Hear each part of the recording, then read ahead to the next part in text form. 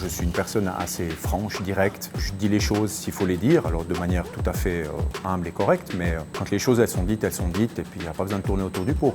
C'est des baskets de trail, hein. Je ne suis pas spécialement goudron, mais je suis plus forêt-montagne.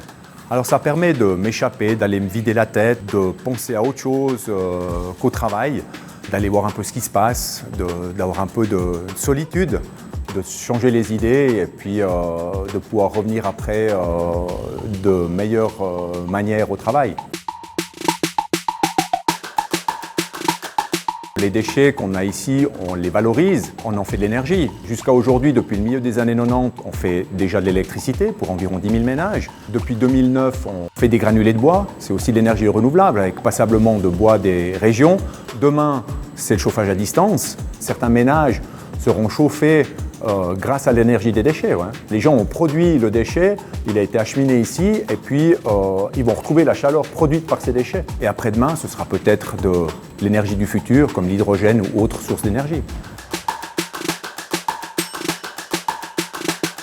Des déchets, il y en a passablement.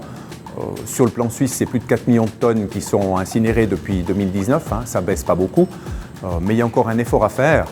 Demain, on aura peut-être un peu moins de déchets, c'est possible. Il y a du potentiel dans ces sacs. On peut en sortir encore des restes de table, les déchets alimentaires, qui sont déjà maintenant en partie valorisés sur la plateforme de Gazelle à Vétro, qui en fait du biogaz, qui est ensuite réinjecté dans le réseau de Sogaval pour aussi chauffer les ménages. Donc cette plateforme appartient aussi à Luto. Et cela ne va pas péjorer, on va dire, le sac poubelle où il y aura toujours assez de valeur énergétique à l'intérieur. Pour moi, c'est ça, on doit éviter le gaspillage. Et puis si on veut s'approcher, on va dire, d'un zéro waste, on doit aller de nouveau chercher beaucoup plus haut. Et puis éviter de fabriquer le déchet. Puis si on ne le fabrique pas, on va encore être moins dans le gaspillage.